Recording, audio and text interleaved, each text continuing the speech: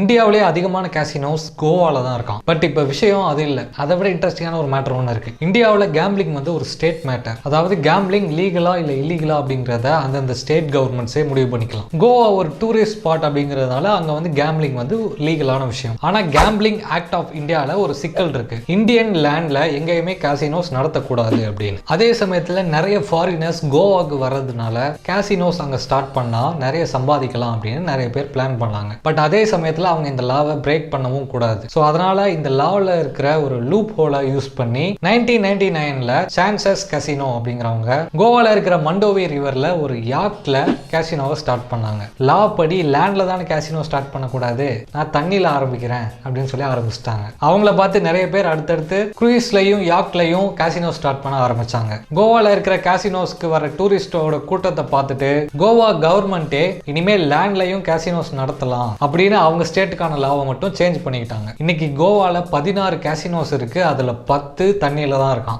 Netflix company இந்த வருஷம் மட்டும் கிட்டத்தட்ட 1 மில்லியன் சப்ஸ்கிரைபர்ஸ் லூஸ் பண்ணியிருக்காங்க. இதோட எஃபெக்டா ஷேர் மார்க்கெட்ல நெட்ஃபிளிக்ஸ் உடைய ஷேர்ஸ் உடைய பிரைஸ்லாம் கம்மியாயிடுச்சு. நெட்ஃபிளிக்ஸ் உடைய சப்ஸ்கிரிப்ஷன் ஸ்ட்ராட்டஜி தான் இந்த டிக்ளைனுக்கு காரணம். ஓடிடி பிளாட்ஃபார்ம்ஸ்லேயே அதிகமான சப்ஸ்கிரிப்ஷன் பிரைஸ் இருக்குது நெட்ஃபிளிக்ஸ்ல தான். அமேசான் பிரைம் சப்ஸ்கிரிப்ஷன்ஸ்ல அவங்க ஷாப்பிங் பண்ணும்போது பிரைம் மெம்பர்ஸ்க்குன்னு ஏகப்பட்ட பெனிஃபிட்ஸ் கிடைக்குது. மக்கள் கொடுக்குற காசுக்கு அமேசான் பிரைம் ஓடிடிலையும் வேல்யூ கிடைக்குது, அமேசான் ஷாப்பிங்லயும் வேல்யூ கிடைக்குது. ஆனா நெட்ஃபிளிக்ஸ்ல அந்த மாதிரி எதுவுமே கிடையாது. வெறும் ஓடிடி மட்டும் தான் இருக்கு. அதுவும் பிரைசஸ்லாம் அதிகமா இருக்கு. அது மட்டும் இல்லாம அக்கௌண்ட் ரெஸ்ட்ரிக்ஷன்ஸ்லாம் வேற இருக்கு. ஸோ அதனால நெட்ஃபிளிக்ஸ் அவங்களுடைய ஸ்ட்ராட்டஜியை மாற்ற போறாங்க. அவங்களுடைய பிளாட்ஃபார்ம்ல ஆட் பேஸ்ட் சப்ஸ்கிரிப்ஷனை கொண்டு வர போறாங்க. இதுக்காக மைக்ரோசாஃப்ட் கூட சேர்ந்து நெட்ஃபிளிக்ஸ் ஒர்க் பண்ண போறாங்க. ஸோ ஃபியூச்சர்ல நெட்ஃபிளிக்ஸ்ல ஆட்லாம் வரும்போது சப்ஸ்கிரிப்ஷன் பிரைசஸ் கம்மியாகும். World's most livable cities of 2022 அப்படிங்கிற லிஸ்ட் ஒன்று ரிலீஸ் ஆயிருந்தது. குளோபல் லிவபிலிட்டி இண்டெக்ஸை பேஸ் பண்ணி இந்த சிட்டிஸ் எல்லாம் ரேங்க் பண்ணியிருந்தாங்க. ஒரு சிட்டியுடைய infrastructure, culture, quality of health care, education, இந்த மாதிரி ஏகப்பட்ட விஷயங்களை பேஸ் பண்ணி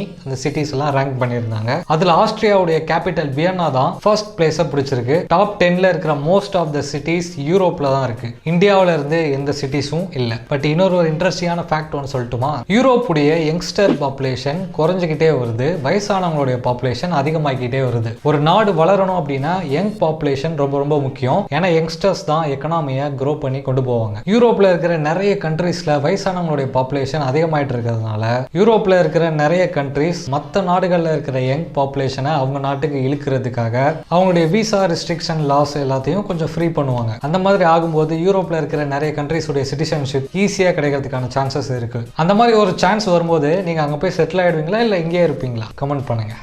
மாஸ்டர் மைண்ட் சேனல்ல இன்னைக்கு பார்த்த விஷயங்கள்லாம் உங்களுக்கு ரொம்பவே யூஸ்ஃபுல்லா இருந்திருக்கும்னு நான் நம்புறேன். நீங்க ஸ்பெண்ட் பண்ண டைமுக்கான வேல்யூவை இந்த வீடியோ கிரியேட் பண்ணியிருந்தது அப்படின்னா இந்த வீடியோவை உங்க ஃப்ரெண்ட்ஸ் அண்ட் ஃபேமிலிஸ்க்கு ஷேர் பண்ணுங்க. நான் மறுபடியும் வேற இன்ட்ரெஸ்டிங்கான வீடியோட வந்து உங்களை பார்க்குறேன். Until then, bye from Maddie.